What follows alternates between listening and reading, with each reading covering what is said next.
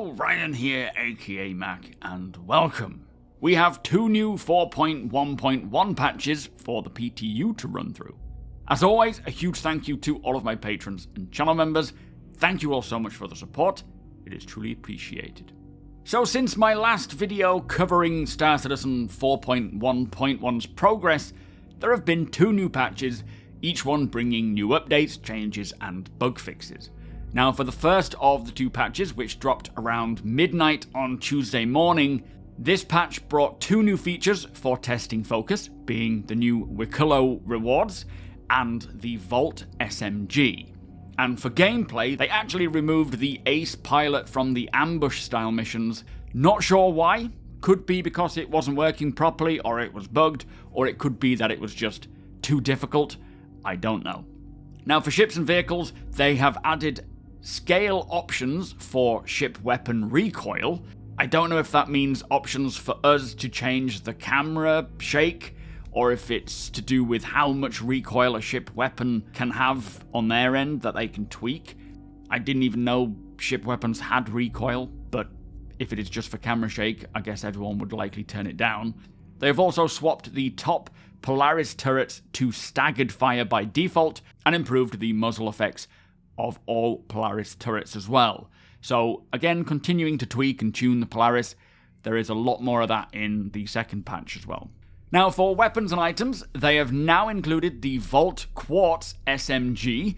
This is the second Vault weapon edition, alongside the Parallax AR, and just like the assault rifle counterpart, it too fires a continuous energy beam, which says provides the highest DPS available for an FPS weapon. This also requires careful management of heat, as you would imagine, with the environment of the location directly impacting its efficacy.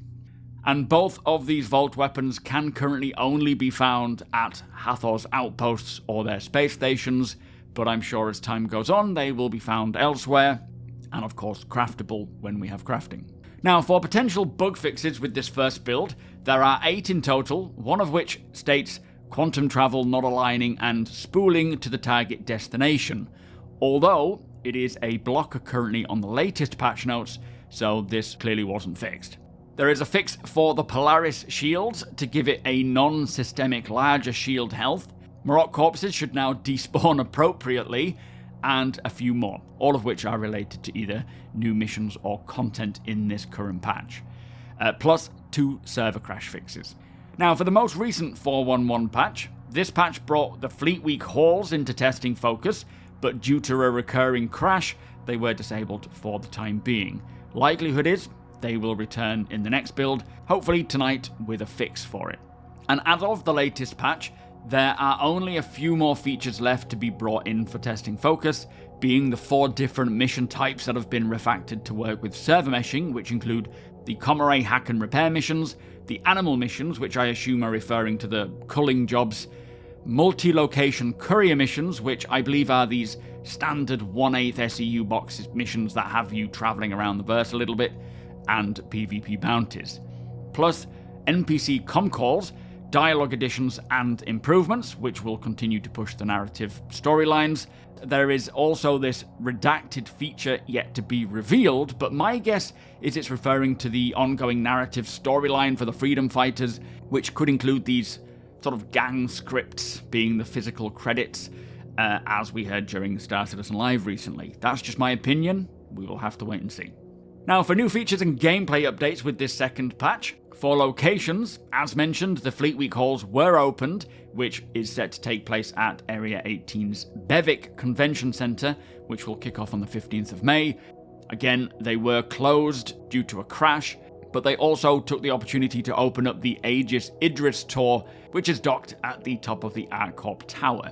Now I'm really looking forward to checking out the Idris. We've had the Javelin for quite a few Fleet Weeks, and it is always great to tour these huge ships, especially when you forget that you're on board a ship. But the Idris, yeah, I'm looking forward to seeing what that's going to be like inside. Now for gameplay, they have made the Hunt the Polaris joinable by anyone, anywhere, as a co-op mission. I've not dug into this mission too much or what this event will entail, as I don't want to spoil it, but it does sound pretty interesting. And then for ships and vehicles, they have further decreased the angular speed capabilities for both the Polaris and the 890 jump, plus they have increased the max range of the Polaris' size 6 turrets.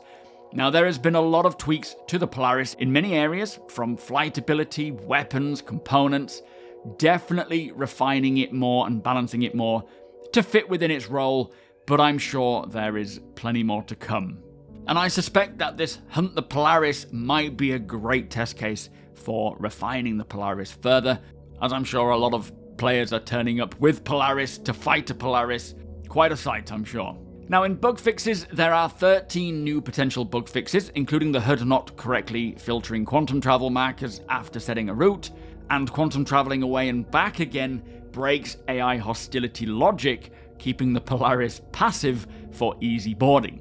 Now, these quantum travel bugs are a bit of an issue for many, it seems. I know a lot of you are suffering from them.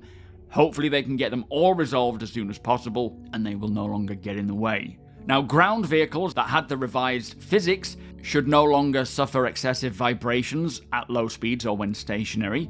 I hope this is the case, as I am planning to kick off my new off-grid series using the Pulse, and it's already a death trap without this being an issue. The juvenile Valakar should now emerge properly from underground. The Cutlass side doors should now open correctly from the outside, and quite a few more. Plus, 2 client crashes fixed and 1 server crash fixed. Now, as of the latest build, the known issues list consists of 5 issues. One of them is a blocker, which is this quantum travel no longer aligning or spooling to the target destinations. 3 of them are critical issues, including bed logging in ships can break quantum travel markers. The Valkyrie series is missing mounted door turrets still, and the check-in medical kiosks at Brentworth in New Babbage is stuck on checking availability. Plus 1 high known issue, which is delivery locations when purchasing any item is missing if the player doesn't change the location in the drop-down. And before we finish, if you would like to convert your phone or tablet into your ship's dashboard, I can get you 15% off a lifetime GameGlass pass, and using that link below will get you that deal, while also providing my channel with a direct kickback. And a huge thank you to everyone who has done so already.